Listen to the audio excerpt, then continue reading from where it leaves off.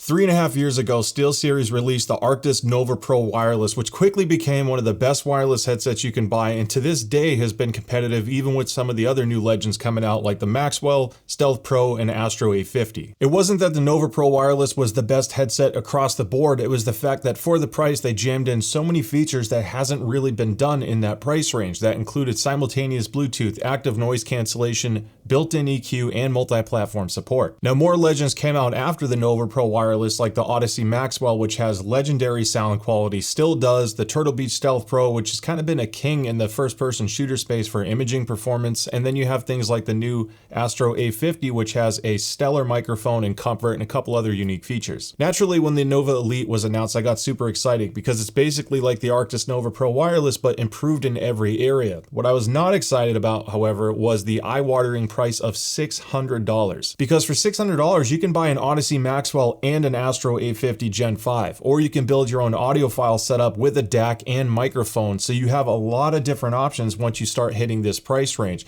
It doesn't mean that this is a bad value though, so we're going to get right into the price and value first. Before I get any further, I do want to disclose this was not sent to me for review. I didn't even know this was coming out. That is what it is. I'm not entitled to anything, but it was kind of a bummer because this kind of caught me by surprise. So this was purchased with my own money. I use affiliate revenue that I get from the YouTube links that I provide in the description below, and I'll have purchase links for this as well, but I purchased stuff from that affiliate revenue, this one included. It won't affect what I say about it. I'm going to have a lot of good things to say, a couple fair critiques, but I just want to disclose where this came from. Obviously, with a $600 price tag, I can see it already that there's going to be some comments in my video before I even watch this part, because people are just going to see $600 in SteelSeries and think to write it off. Well, there are a couple unique features that we will value differently, so I still think there's a place for this.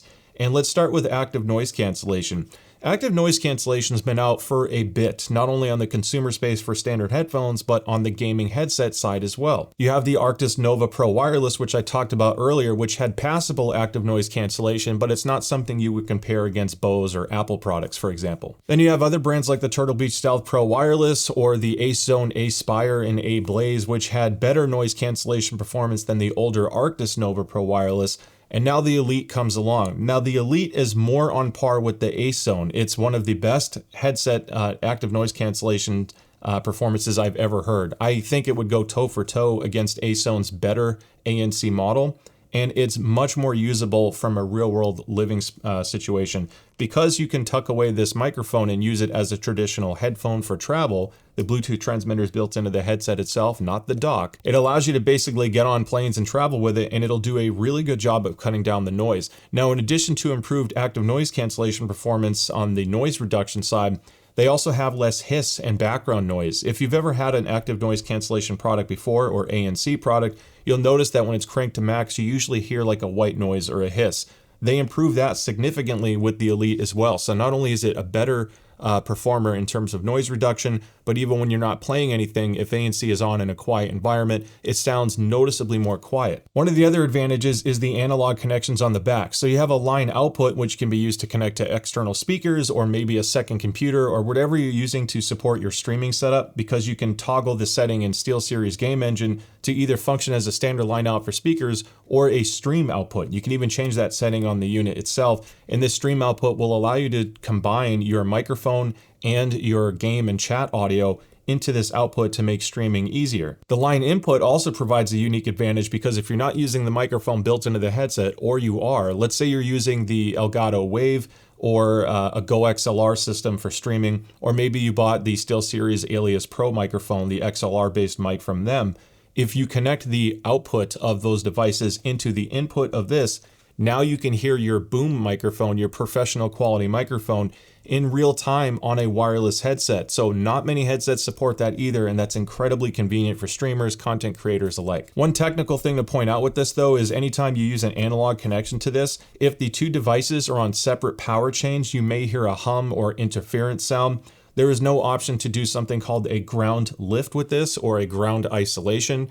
They sell ground isolators on places like Amazon. Basically, if you have an analog connection connected to this and you hear a humming sound, unplug the connection, and then you'll soon figure out that it's because you plugged an analog wire. You basically want the Go XLR or your Alias mixer, if you will, to be on the same power chain as this unit. And if it is, it should effectively eliminate any chance of hum. Another crazy selling point of this guy is the multiple USB inputs on the back. Now there are 3 because USB 3 can work as PC or Xbox connection. You have USB 1 and 2, and these will work on your PlayStation, for example, computer, etc., or multiple computers, multiple consoles, things like that. What this does that's kind of crazy is it combines 2 USBs, the analog input, and your simultaneous Bluetooth connection all into a single source output for your headset. It sounds insane. It's a little over the top, of course, but there can be use cases. One, I already mentioned the line out for streaming. Maybe you want the simultaneous Bluetooth connection in case you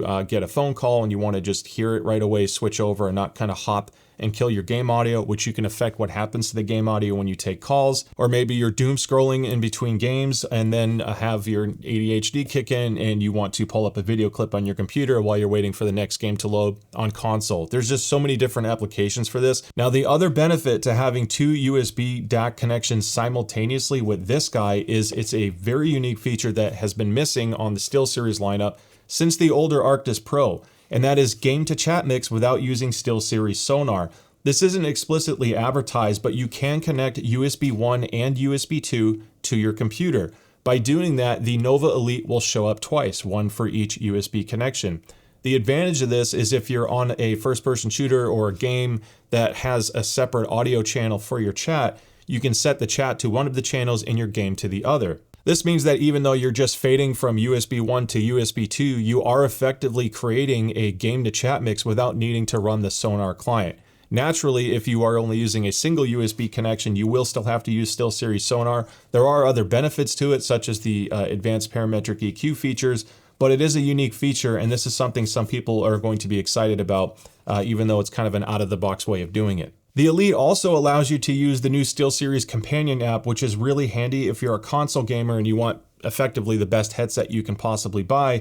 Well, scrolling through your phone, you can go through hundreds of different game presets that'll do auto EQ to this without actually needing a computer. So it makes that easy in addition to customizing it and making it your own sound profile. And you can customize the sound profile for your microphone and your Bluetooth connection as well. So there's a lot of different tweaks you can make, making this very handy for travel also. Now again, there is some feature overlap with the Nova Pro wireless here, but in addition to all the unique things that the Elite has in various improvements and new features, they of course improved the sound quality thanks to a new driver structure, and we'll get into all the specifics of that shortly. And the microphone was improved as well. So they used their next generation mic. The Nova Pro wireless had a passable mic for chat, but it's not something you would necessarily use on the streaming side. So there are improvements there too. So you get multiple USB cables included in the box. They actually give you all 3, which is awesome because a lot of companies tend to cheap out in this area. They come with enough cables to make things work, but not to fully saturate the feature set of the headset. This also comes with an analog 3.5mm TRRS cable because this headset has an analog input on it as well,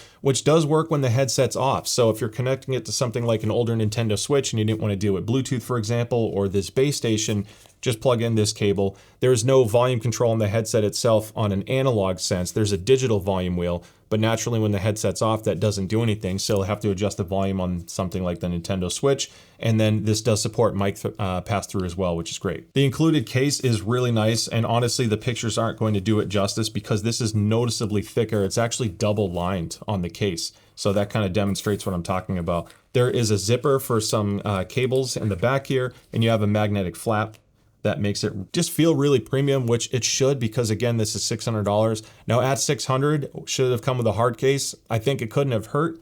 I like soft pouches because I tend to not overpack, and this takes up the least amount of space in my bag, and at least keeps it clean when you're not using it at the house. So that's more of a personal preference thing. Obviously at $600, you want it to be loaded with accessories. It can be considered a little bit sparse, but it does include something that doesn't immediately stand out in the box if you're not familiar with this. And on the side of the unit, you will notice I have an extra battery. That's because this has a removable hot swap battery just by removing one of the cups. This battery lasts 30 hours per, and a 15-minute charge will get you 4 hours of game time.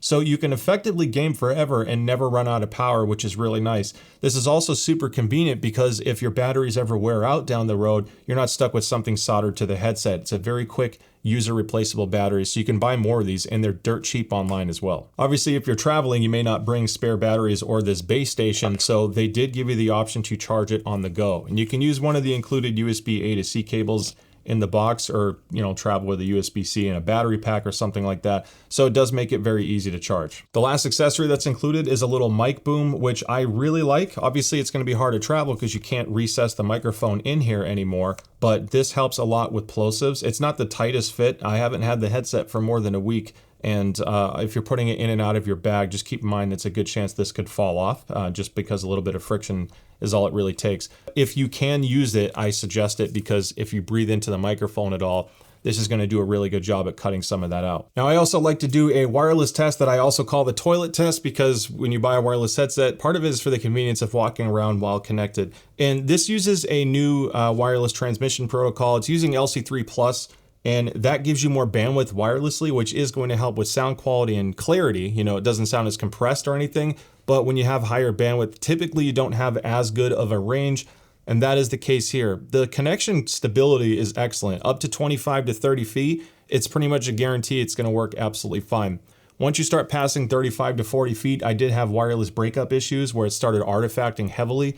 So it's definitely on the lower end for wireless range compared to a lot of other competitors, including the older Arctis Nova Pro wireless, which had closer to 50 feet of range, and even their newer and much less expensive Nova 3 and Nova 5s, I could go over 60 feet. So not the greatest, but at least you know part of the reason why. So taking a look at the headset up close, you have a few differences from the Arctis Nova Pro wireless. The Nova Pro wireless had a mix of metal and plastic, if you will, pretty much used everywhere. This outer headband is metal.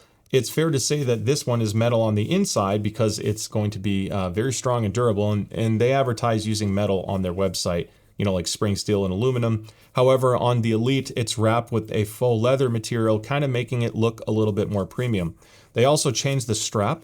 The older one has more of a sport fabric athletic look to it, whereas this one has kind of a softer fabric cloth material. It's still kind of springy and padded, but it just looks a little bit more premium. If you notice, the yoke is actually upgraded as well. So on the Elite, it has a metallic fingerprint laden finish. This looks and feels very premium, but it is going to show prints much easier than this plastic one. I did confirm this is metal simply because I extended the yoke, and it's going to be hard to pick up in the picture here, but I basically took a metal pick and scratched through the finish on the inside until I can confirm that it was shiny and metal underneath, and it is. It looks like they wrapped a plastic inner structure here based off how it feels inside and what it sounds like. But there is a use of metal, and this does feel really nice. It feels a little cool to the touch as well, which kind of backs that up. Normally, people got concerned with this mounting mechanism because on the older Arctis lineup, after a year or two of use, the plastic would start to become brittle, and you saw more reports of headsets snapping. On the Nova lineup, they reinforced the inside of this mount with a metal collar, which seems to have done a great job because, again, the Nova lineup's been out for several years now, and you don't see nearly the same amount of posts about the ear cups snapping on the hinge. So it's fair to say they made a significant improvement there. And although this headset is new and uses metal here, I can feel like with some level of confidence, it would be just as durable, if not more, for long term. So here's hoping that that's true. They upgraded the volume wheel, which is metal now, and it just feels really premium. It's a little clicky, but I think the tactility is excellent. It still uses a plastic push button switch for the microphone and the power button, and it doesn't feel any more premium than the Arctis wireless. If anything, it could be the exact same switch mechanism. They changed the ear tags as well, like these removable plates. The older wireless, the Pro, had like a metallic brush finish to it. It's still a plastic cup, it wasn't metal. This is all matte now, so it just looks like a slightly more mature version of the Arctis Nova Pro, but that's going to come down to personal preference. One more thing I liked with the Elite that is huge is, one, they both rotate. They make it very easy to wear around your neck, but you can see when you look at the Nova Pro wireless, the pivot is very limited. This did cause some issues. When I reviewed the older Nova Pro wireless, anytime I open my mouth really wide, like if you yawn or if you're chewing some food, it broke the seal kind of easily and you lost a lot of the bass response because I don't think it articulated as much as it should have. On the Elite, you get, let's just see if I can visually show you, you can see significantly more movement on this cup. And as a result, when you're wearing this, to me, it just helps kind of stay sealed a little bit better. The ear pad material itself also seems to be improved. The leatherette outer, although again, at $600, it's not lambskin. They don't advertise it as a protein leather, which is a higher quality artificial, but this does feel a little bit thicker. A lot of headsets in the premium category are going to other synthetic material that's more breathable. This is going for premium active noise cancellation performance. So, and one way they really can't switch to a breathable fabric because it's going to completely take away from one of the selling points of being class-leading ANC. I do love the comfort of these pads though. They're very plush. The memory foam on it is excellent. The ear cup depth is great, as are the dimensions, so it just happens to fit my head well. And this suspension strap to me is still class leading. It really feels like nothing is on the top of my head. It's just nestled ever so gently on top, and then I have this perfect seal. They also improved the ANC microphone structure even further because on the original Nova Pro Wireless, which this guy is, the ANC nub was huge on it. Look how big that thing is. And you felt that on the stock pads. And eventually they revised it to a more compact version that wasn't perfectly flush, but it did fix the issues there.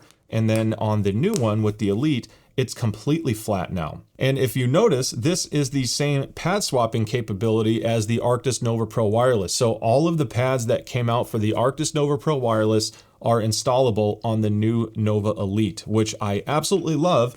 For a couple of reasons, because if you don't care for the ANC performance, but you want the other improvements that the Elite gives you, well, you can easily swap out to your own pads. Now, I make my own pads. These are the Stealth pads from Wicked Cushions and myself. Completely different sound signature. And I'm going to take this moment to warn you now, this is going to absolutely destroy active noise cancellation performance. I didn't build these for ANC performance. I built them for maximum breathability because I wanted them to sound and feel more like an open back. And as a result, when you do that, you lose the seal. So noise isolation drops quite a bit, but it's very comfortable. If you want something that's more breathable than the stock pad and not as breathable or open sounding as the Stealth, well, you can still use the Wicked Cushion Freeze Pad, which comes in a huge variety of colors, as well as different straps. So I'll have a link in the description below to shop for these. I'm not saying it needs it. I do want to quickly call this out. I am blown away by the comfort of the Nova Elite. I've enjoyed wearing it.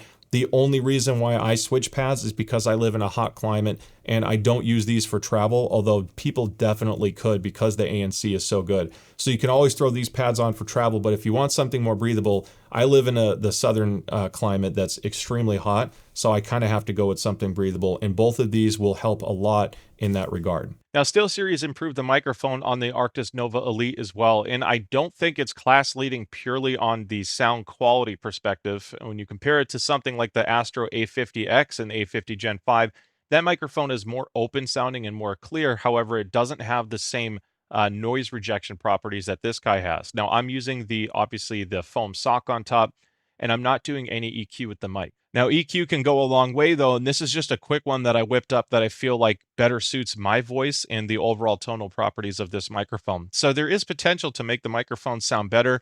Again, I don't think it's a podcast quality mic, but it's noticeably improved over the older Arctis Nova Pro Wireless. Just in case you want to hear the difference, this is what my voice sounds like without using the foam sock.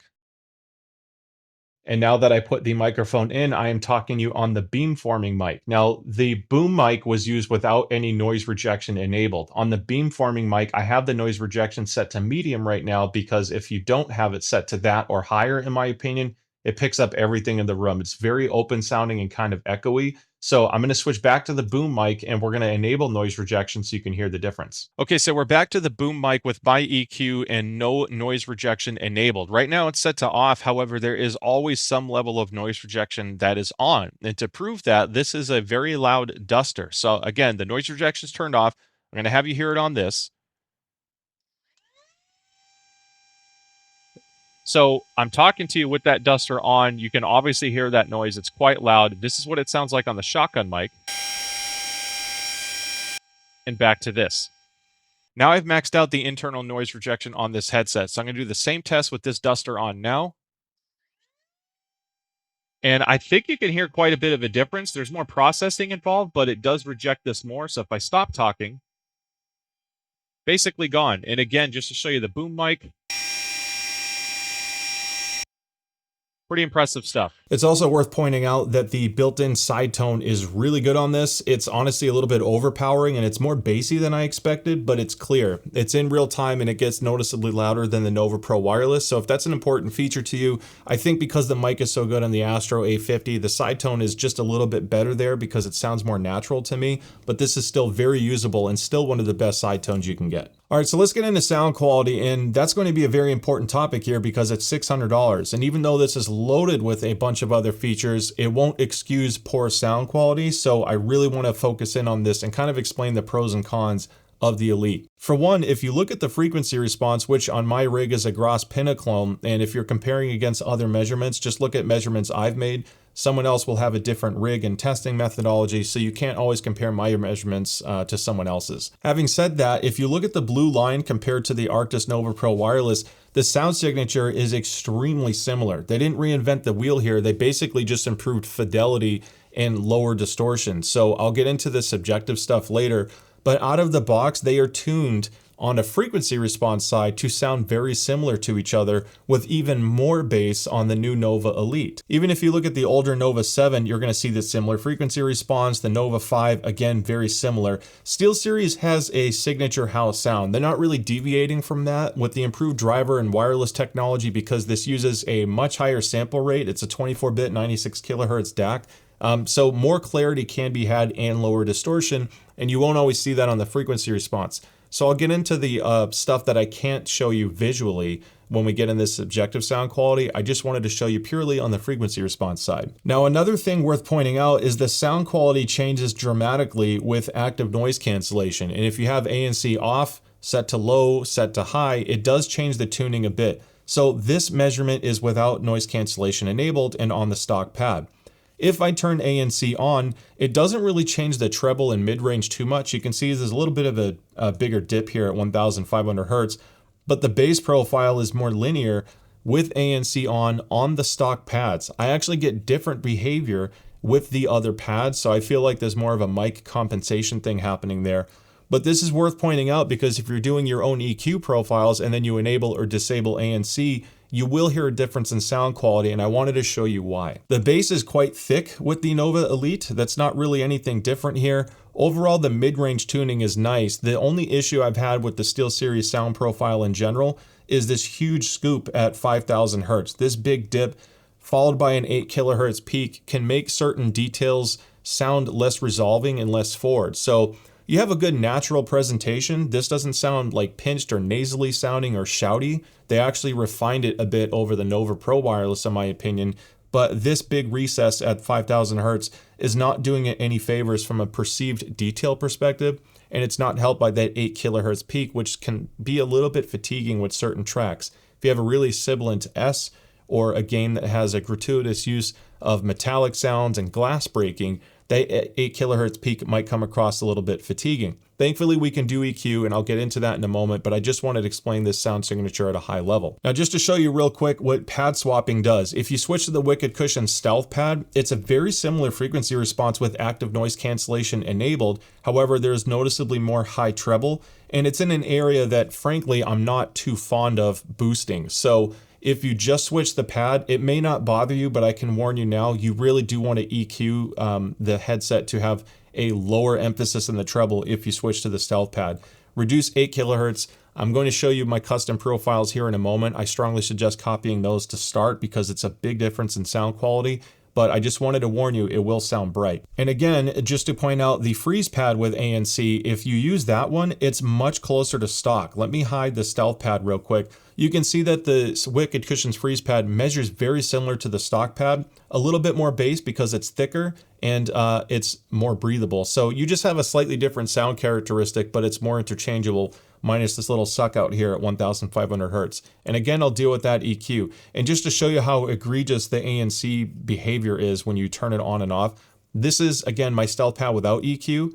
If I leave ANC on, if ANC is off, look at how much of a bass loss I get on the Stealth pad. I already mentioned it's super breathable. So you have a wildly different frequency response, and as a result, you have to play with your EQ profiles accordingly. It's also worth pointing out that the channel matching of the Elite is quite good. I have less of a channel imbalance issue than I had on the Nova Pro wireless, at least my unit did. So that's going to help with imaging performance, but more on that later. So naturally, one of the selling points of this lineup is the ability to do EQ, and not just 10-band EQ, full parametric EQ, which lets you literally pick the exact frequency you want to target, how wide or narrow you want to target that frequency range, and how much you want to lift or reduce.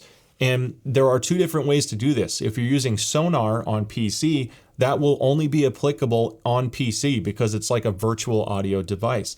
The other option is to save the parametric EQ setting directly to the headset. If you do this, you can't use my auto import links. The auto import links I'll have in the description below will save you a ton of time on PC just to quickly get it copied on your computer.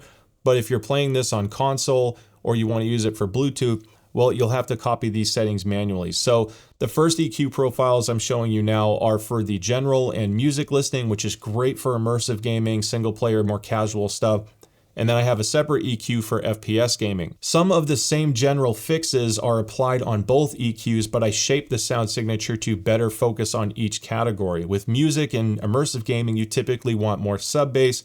And on FPS gaming, you want a little bit more mid-bass, but we want to reduce the sub-bass so I'm not overpowering things like footsteps and audio cues. I did lift the 5 kilohertz dip that I talked about earlier in the frequency response, and this is going to make it sound much more natural to me. It sounds much more clear, and to me gets closer to what I expected at the $600 price range. Now, if you switch to the SteelSeries Wicked Cushion Freeze Pad, the gel-based one with the sport fabric, these are the two EQ profiles I made. Keep in mind, if you see something like 1.5 kilohertz, you don't type 1.5 on SteelSeries EQ profile. You actually have to type in 1,500 hertz and click enter. So 1500 enter. It's a little GUI bug, if you will, where some users get confused because they just type 1.5 and think that's the right one. So I just want to point that out. Lastly, here are my EQ profiles if you buy the Wicked Cushions and mine Stealth Pad, which is that really breathable velour. And it has a very different behavior, again, with ANC off or on.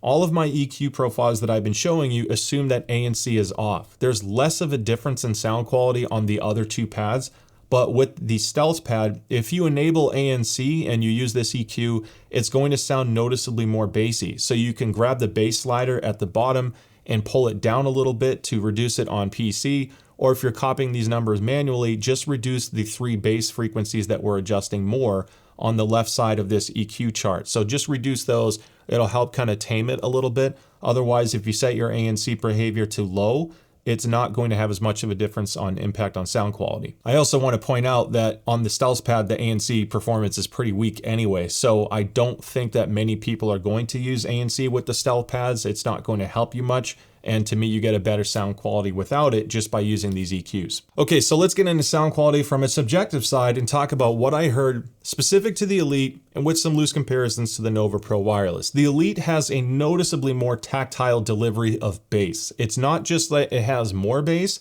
the bass is much more clear and what we call textured. So on the audiophile side, high-end headphones have a better ability of demonstrating bass at 40 hertz versus 120 hertz. As an example, if you hear a bass guitar and a kick drum, those are two very different bass notes, and less expensive gaming headsets typically blend those bass notes together. On something like the Nova Elite, you have a better articulation of both of those, so it's just going to sound more clear. It's going to sound more of a high-end listen that competes better with high-end headphones. The other thing I noticed with this is, one, again, I'm not a huge fan of the sound signature in the upper mid-range and low treble because that big dip is kind of taking away some of what this headset can do from a clarity perspective. So a lot of my explanation is going to be based off after doing some EQ. And even if you just plug these in and both of these are set to flat, so you have the Elite and the Nova Pro wireless with almost the same sound quality signature on frequency response. In addition to having better bass on the Nova Elite, the mid-range and treble is much smoother. You do hear more detail, but the graininess and scratchiness that you got with the treble on this headset is basically gone with the Elite. So in addition to doing custom EQ to further tune the headset to sound closer to my expectations for this price range, even out of the box, this just has a much more clean delivery. It has a better subtle detail retrieval, and it's just smoother to listen to. It's a more pleasing sound profile. This refinement in the bass and the smoothness translates hugely into gaming and music listening. If you are using a Nova Pro wireless and you switch to the Elite, even if you don't even know why it's different, you're going to hear an improvement. I think most people will hear a very clear difference in performance between the two headsets. I played a lot of immersive and racing and first-person shooter games between Black Ops 7 beta, Warzone, a little bit of Apex, a lot of racing games with Forza and Gran Turismo, and then some Helldivers. So that's kind of the mix of what I was playing, at least recently. And I really love what the Nova Elite did because that bass immersion is so good. Explosions, grenades, it can be a little bit overpowering, so again, taming some of that, but it's much more immersive sounding because of it. I think the biggest difference that people who own the Nova Pro wireless will hear is that bass tactility. It's just much more immersive sounding, and then the treble being smoother makes it less fatiguing to listen to and game on for a long period of time, or even if you're listening to music, this just sounds much more pleasing to listen to, regardless of how close they measure. I think doing custom EQ really unlocks the true potential of the Elite, even more than the Nova Pro wireless, believe it or not. And just to put it in perspective, it's kind of like if you're a car fan, you're familiar with that BMW inline 6, the B58, for example. There's so much potential with that motor. You do an ECU tune and a couple mods, and it's just like borderline a supercar killer by doing a tune. I'm not saying this is a Ferrari, but you can certainly get it close to Ferrari performance with some EQ, which is not as easy to do with less expensive gaming headsets that don't have the same distortion capabilities and overall detail retrieval. So here's where things get super difficult, because this is going to be a whole video in itself, but I don't want to just ignore the fact that people are going to ask questions of how it compares to some other really good headphones. So this is going to be a super high level coverage, and then I'm going to do an in-depth video as a headphone guide from low to high end, and naturally there's a lot of high end stuff here. So this is the new HyperX Cloud Alpha 2, which I haven't reviewed yet only because I was waiting for the beta to improve. The software is the biggest issue right now, and it lacks a lot of features that some others have. However, it does have this unique mixing pad here. This is an incredibly comfortable headphone. It lacks ANC, the microphone's not bad, battery life is absurd, and I do really enjoy playing on this headset, just because the touch controls are great for PC. If you're primarily a PC player and you've liked the HyperX in the past, this is one of their best headsets to date, and I'm excited to see what the final beta update is going to do as far as fixing some of the gaps right now, like not being able to save EQ to it. So not bad, but it's definitely outgunned by some others here in its current state. Then you have the Odyssey Maxwell, which on sound quality just still sounds better to me with music delivery specifically. I don't like the newest firmware. I've talked about this. There's going to be a video on this later because I know Odyssey's working on it. I sent them so many measurements. The latest firmware jacked up the high treble to me.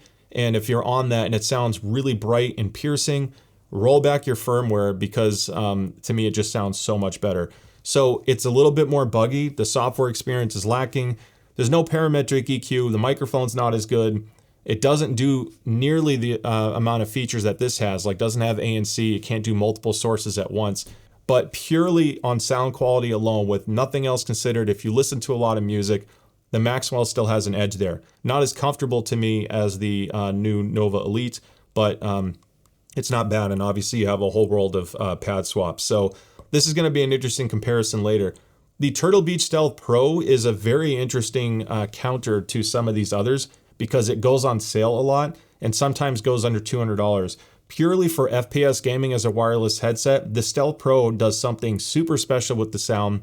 It still has the widest soundstage here, so if you want the game that you're playing to feel very wide and open, the tuning of this does a great job. Even though it's a little bit older and it's using their older 50mm nano clear drivers, they sound fantastic. The bass is great. It does surprisingly good in music as well. It has simultaneous Bluetooth and noise cancellation, so it's honestly one of the best values here as long as you're okay with this particular design and the microphone not being as good compared to a couple others. It's also worth noting that it has a swappable battery pack as well. Battery life is shorter, but it is nice that they're removable. This guy often gets slept on. This is the Master and Dynamic MG20, which has actual lambskin ear pads. It is crazy comfortable and light, has a magnesium alloy chassis, so you can wear it forever. It has almost zero features, but it does work wirelessly and it has Bluetooth support. It's also one of the few here that will do aptX. So if you care about a higher bandwidth Bluetooth protocol, aptX is kind of nice. It's frankly just outgunned on the feature side, but if you only want music, It's the best sounding one next to the Maxwell purely on the music side if you're okay with a slightly brighter treble delivery. So lacking again in features, but not in price. It's still one of the most expensive ones here. So it's just a matter of like, that's more of a luxury brand with less stuff, but it has a couple key selling points to me. The Fractalscape is a tough one because this guy, with a little minor EQ tweak, has comparable detail retrieval and sound quality to the Nova Elite, frankly, and it could even go and rival something like the Maxwell. It's really good in the sound department.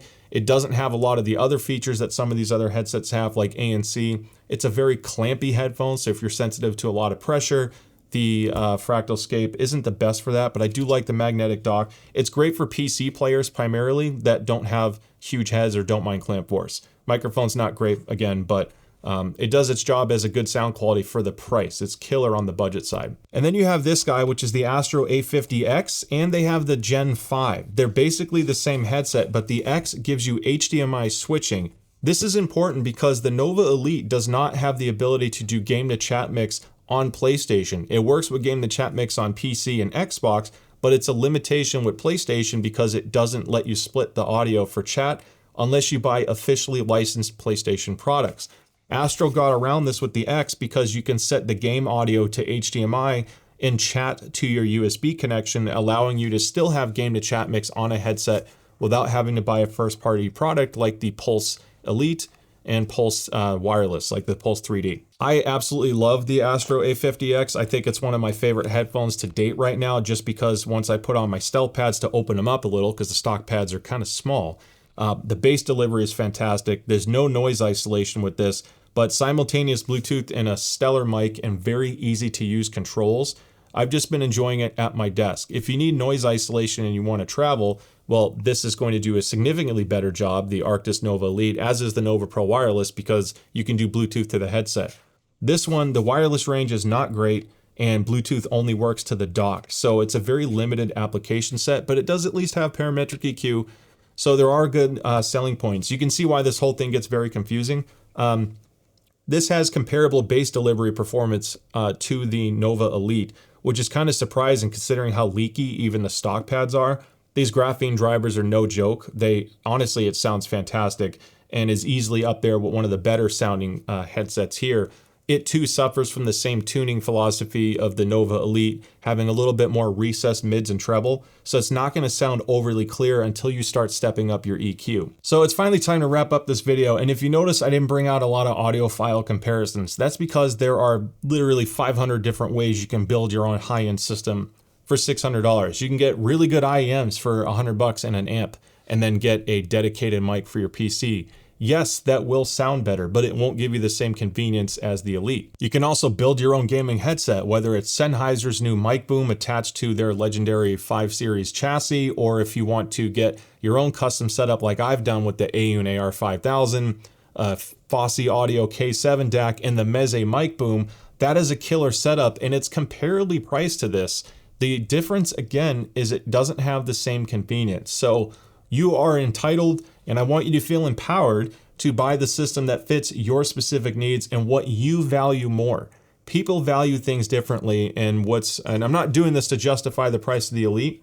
I personally think it would have been nice to see $499 or $400 to better compete with some other models. But the Elite is definitely doing a lot in a space that, frankly, other headsets don't do. The other headsets are less because you basically decide which features you're okay with dropping. And if you don't want to drop any of them and you want good enough or really good in every single category, that's why the Nova Elite exists. So if you value all of that, I'm at least pleased to see that it's working without bugs and major defects or anything like that. I think the microphone, it would have been great if it was a little better. Maybe get swappable pads for the breathable side of things. Yeah, at $600, you set your expectations higher. And I think the out-of-the-box sound profile is what's holding it back the most from sounding as good as it can. If you do some EQ and unlock the true potential, whether it's using the SteelSeries provided game presets or your own that fits what you're looking for, I think it's still like an end game level headset. Whether that's worth $600 to you is your choice, but I hope after watching this, I helped make your decision a little bit easier. So with that being said, thank you so much for watching this. Don't forget to like and subscribe if you haven't already, and I can't wait to see you at the next one. Take care.